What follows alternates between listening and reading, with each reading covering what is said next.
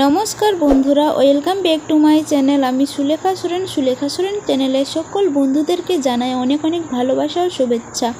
তো বন্ধুরা, আজকে আমি তোমাদের সাথে নতুন একটি রেসিপি শেয়ার করতে চলেছি।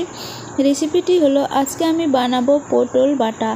তো আমি পটলের বাটা কিভাবে বানাবো তোমরা রেসিপিটি দেখতে থাকো। পটল বাটার জন্য আমি এখানে নিয়েছি কাঁচা লঙ্কা, শুকনো লঙ্কা, পেঁয়াজ, রসুন, তার সাথে লাগবে নুন, হলুদ আর সর্ষের তেল। আজকে আমি এই কটা উপকরণ দিয়ে আজকে আমি তোমাদের সাথে শেয়ার করব পটলের বাটা। এখন আমি পটলটাকে কেটে নেব 4 ভাগে, আর এইদিকে আমি পেঁয়াজগুলোকেও কেটে নেব কুচি কুচি করে, আর রসুনগুলোকেও ছুলে নেব। পটলগুলোকে ধুয়ে আমি ভালো করে 4 ভাগে কেটে নিয়েছি, আর এইদিকে রসুনটাকেও ছুলে নিয়েছি, আর পেঁয়াজটাকেও আমি কুচি কুচি করে কেটে নিয়েছি।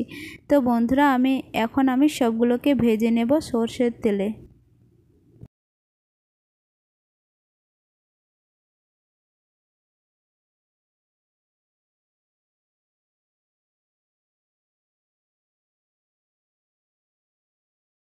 গ্যাসের মধ্যে আমি কড়াই বসিয়ে দিয়েছি, কড়াই গরম হয়ে গেছে। এখন আমি কড়াইয়ে সর্ষের তেল দেব।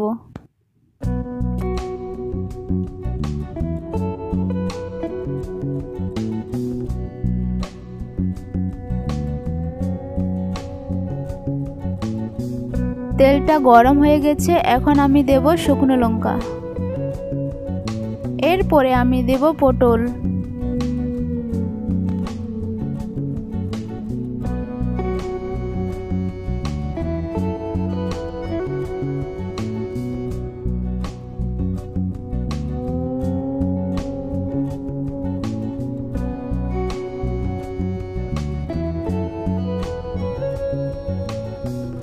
এখন আমি দেব রসুন,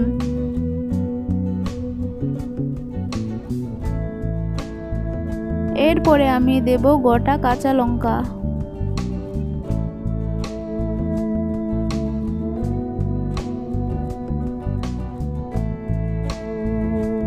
পেঁয়াজ কুচি,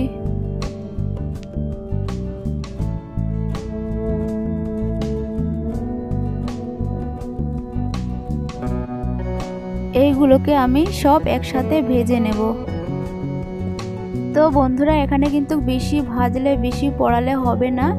পেঁয়াজ আর পটল নরম হলে, সিদ্ধ হলে এটাকে আমি নামিয়ে নেব।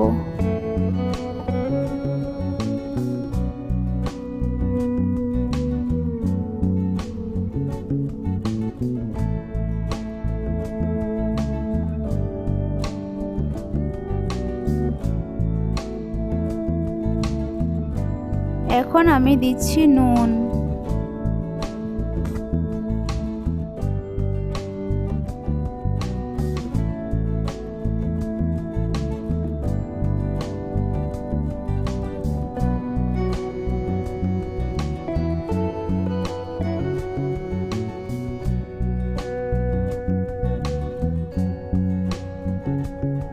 অল্প একটু পরিমাণে হলুদ গুঁড়ো অ্যাড করছি।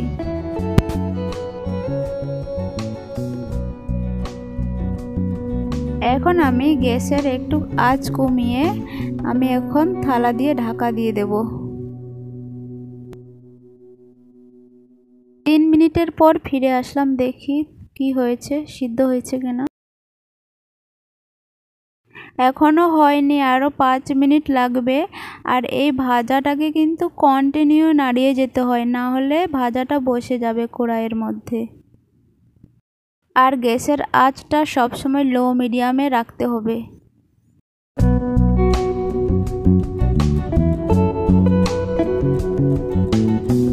তো বন্ধুরা, আমার ভাজাটা কিন্তু ফাইনালি কমপ্লিট হয়ে গেছে।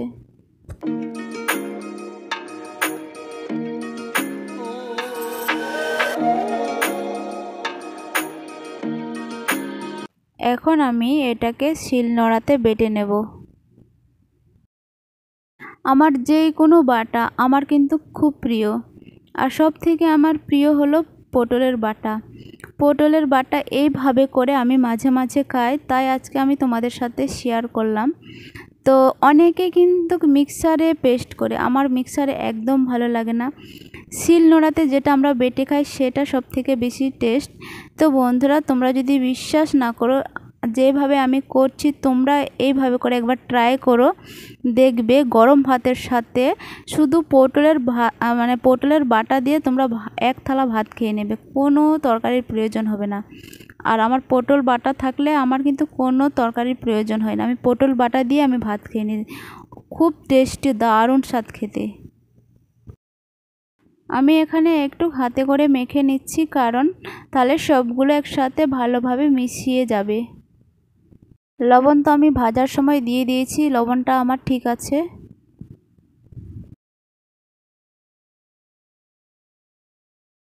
তো বন্ধুরা, আমার ফাইনালি পটলের বাটা কমপ্লিট।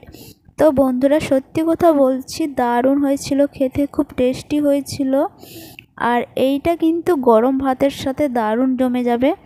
আর আমি সত্যি কথা বলছি, আমার কিন্তু যেদিন পটল বাটা হবে সেদিন আমি গরম ভাতের সাথে খাই, আর সেদিন আমার কিন্তু কোনো তরকারির প্রয়োজন হয় না, আমি পটল বাটা দিয়ে ভাত খেয়ে নিই।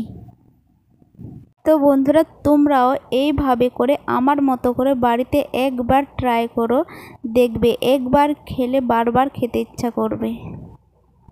আজকে আমার এই পটল বাটার রেসিপিটি যদি তোমাদেরকে ভালো লেগে থাকে, অবশ্যই একটি লাইক, কমেন্ট, শেয়ার, চ্যানেলটিকে সাবস্ক্রাইব করে পাশে থেকো, সঙ্গে থেকো। আবার তোমাদের সাথে পরবর্তী ভিডিওতে দেখা হবে।